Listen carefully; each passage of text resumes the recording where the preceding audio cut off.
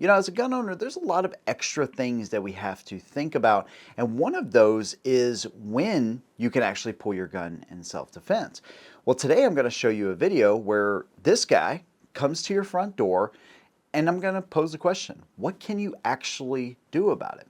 Now we're going to walk through some of the legalities in various states to give you an idea of what you can and what you can't do in a situation just like this.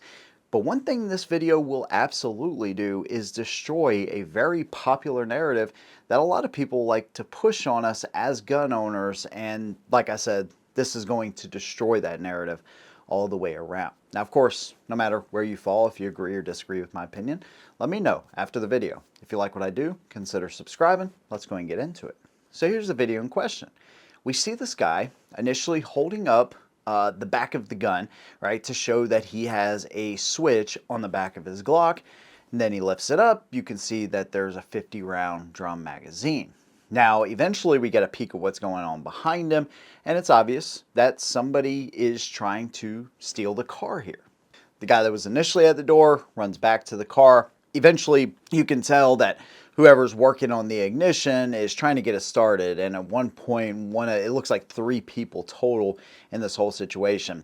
And at one point, as the guy's trying to get it started, the other one reminds, whoever may be looking through that camera that, hey, I have a gun right here, so don't even try to come out here. Now, of course, we see him back up.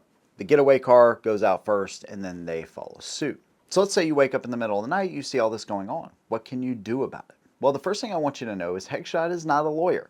I'm going to give you my opinion based on what I know, and that's it. It's simply an opinion. Now, something that is not an opinion. You have to know the laws in your state. Castle Doctrine, stand your ground laws, they're not absolute. So sometimes from state to this state, neighboring states, they can all have a little bit different language that will either protect you or it won't protect you in a situation like this. But pretty much none of the states will allow you to, let's say, draw your gun or eliminate somebody if they are actively stealing your property. Now, this guy is very threatening towards you. But can you make a case? And I think what you always have to remember to yourself is deadly force, as it's defined in Stand Your Ground, always says that you have to have reasonable suspicion or reasonable feeling that you are in imminent danger. And the use of deadly force is the only way to get out of that situation. So as you can see, this carport, it's obviously not attached. They're not actively shooting into your home. So is a jury going to look at, let's say you shoot through the door, which is a very common comment I saw on this particular post, is people said, oh, I'm just going to shoot through the door.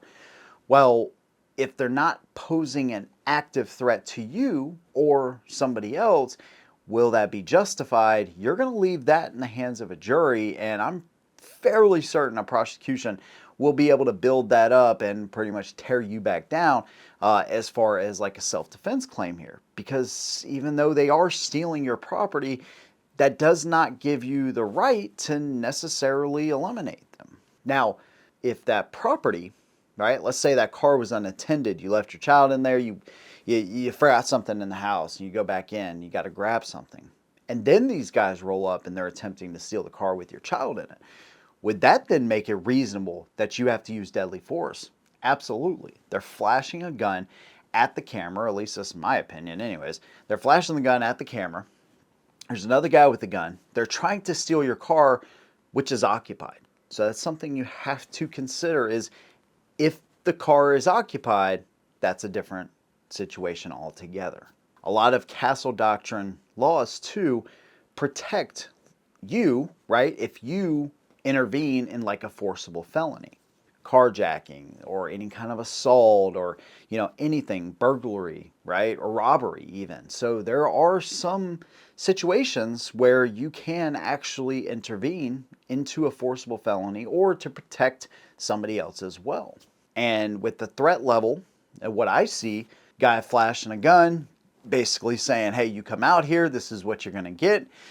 If somebody is in that car or if you yourself is in that car and this situation unfolds, yes, castle doctrine will protect you if your state says that your car is an extension of your home, because not every castle doctrine state is like that.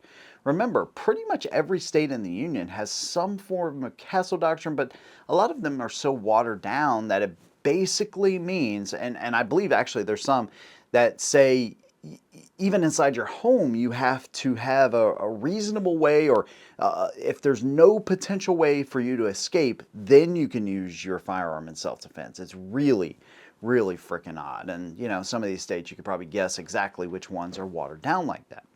There's other states that say that your car is an extension of your home, right? So you can protect yourself there. There's other states that say your workplace is a place where obviously you can be and you can use deadly force there as well. And I don't quite understand how they can tell you in your own home how you can protect yourself, which makes sense. But what I don't understand is the whole car thing, right? Or, you know, even a workplace, I guess that kind of gets hairy with as far as like, you know, how does your job view firearms and your, you know, right to carry there and all that kind of stuff. That I guess those lines can be blurred a little bit, and that's really up to the employer at the end of the day. But in your car, somewhere you have the right to be, if somebody is trying to hurt you or take your life, there's states that do not protect your use of deadly force in that situation. Now, look, at that point, like I've said so many times before, there's going hopefully there's never a situation like this, but there could potentially be a situation where you have to make a split-second decision, right? Very similar to what police officers have to do a lot of the times. And then at that point, you're at the mercy of 12 of your peers. And sometimes that's unfortunately what plays out. But if you kind of can know some of the situations like we've been talking about over the past couple months like this, maybe it'll give you a better understanding when you could potentially pull your firearm and when you couldn't. Now, of course, anytime you have castle doctrine that is married up with stand your ground, that is going to give you a much better protection, right, as far as using deadly force. But I want to go back to this video here really quick, because let's say you confront these guys. Let's say they didn't show guns or anything like that. You confront them. Now, you can protect your personal property with non-deadly force. So let's say you go out there, right, and you have, I don't know, let's say a taser, right? You walk out there with a taser. If the person then pulls a knife on you, which is obviously going to escalate the situation, then at that point, you could use deadly force, right? Now you're in reasonable fear of your life. These things they're fluid, right? They can be fluid.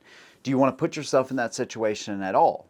That's up to you, right? It really depends on how you see this threat, right? There's a lot of people that will look at this and say, hey, this is my only form of transportation. Let's just pretend there's one car in the driveway. This is how I feed my kids. This is how, you know, maybe the car will never be found ever, right? So if you go out there, you confront them and say, hey, get out of here. I've already called the police. Maybe that will work. Maybe it won't. As you can see with a lot of these situations, people are not as scared of cameras as they once used to be. Now, I always recommend if you're going to have cameras, have noisemakers, have floodlights, stuff like that that brings attention to them. But again, that doesn't always work either. Having a monitored system is another good thing. I know it costs extra money to do this, but it is something that could totally be beneficial to you and your family, you know, when you're sleeping, right, and something like this happens. A lot of these companies can come through, they can access the camera if there is some kind of alarm that's set, and they can actually scare these people away for you. Or at least notify them, hey, we're calling the cops, so you may want to leave. So remember, a lot of the states will allow you to protect your property, but it doesn't always necessarily mean you can protect your bicycle, right? If somebody's running off with your bike. Not with deadly force anyways. You could, again, use non-deadly force, and then if that situation changes, well, then that's what happens. But let's say somebody is actively going to burn down your home. Could you use deadly force then? Well, yeah, according to a lot of states, you absolutely can, because, again, now you're put in a situation where you have a reason to be in fear of your life because they are trying to burn down your house, right? Again, somebody is actively hurting somebody else. In a lot of states, you can intervene and actually protect that person as if they're your person or your own family or whatever. But these guys, flashing guns, trying to steal your car, if you shoot through the door, I think you're going to have a lot of trouble here, right? Now, if they forcibly try to get into your home, different situation. Again, if you're in the car and they try to enter, different situation. Forcible entry, though, does not always extend to every situation either.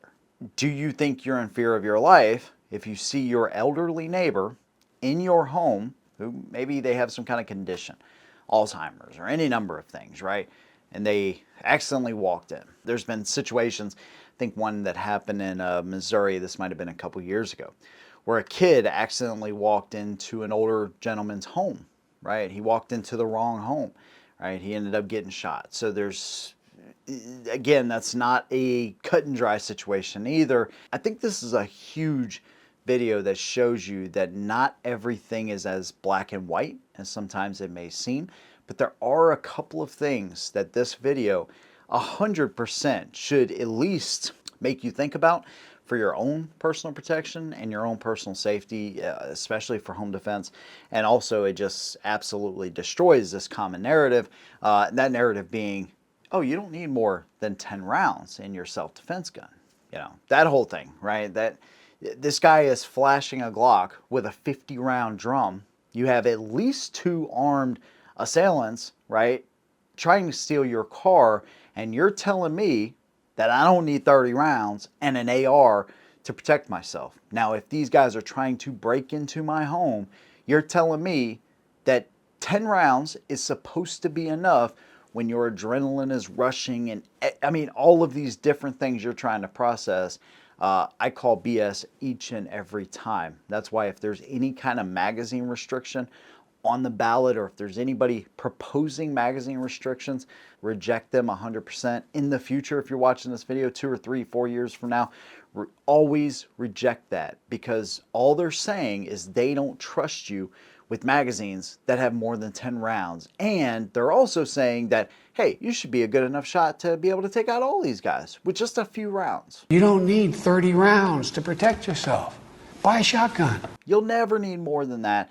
It is a load of crap. As you can see from this video right here, magazine restrictions are dangerous only to law-abiding gun owners, and this video proves that. The other thing is, you gotta have some kind of light at the ready. I've talked about this before with concealed carry and home defense. If you're out a lot at night, right, then yes, you definitely want to have a light on your concealed carry. If you're mainly at home at nighttime, totally fine, but you at least want to have some kind of light, preferably on your firearm for your home defense. That way you can identify what's going on. Now, this is Future Headshot. I got to jump into the video here really quick because this is important. You have to be able to identify what goes bump in the night. You got to be able to decipher, is that little Cindy Lou Who or the actual Grinch? Now, whoever decided that Whoville would become a gun-free zone should step aside, because if 1 or 2 Whos had a gun they could use, all you'd be left with is the stench of the Grinch. And now, Grind the Grinch. I stuff up the tree. You're a dead one, mister. So I think this video is very important, and it says a lot too. It also says that, man, you just have to know your state laws because they're so different. Now, of course, this is just my opinion. I want to hear yours. What do you think about the video? What do you think you could or should do in a situation like this? Let us know down below. If you like what I do, consider subscribing. See you in the next one. And as always, hold them down. Hey, make sure you check out Headshot Nation. It is the one and only gun and motorcycle community on the entire internet. And this is a place where you can actually start your own threads. You can do video requests. You can talk to other community members and get your answers. You can actually get early access and ad-free and exclusive videos as well. It is one of the best communities on the entire internet. Make sure you check out the link down below in the description.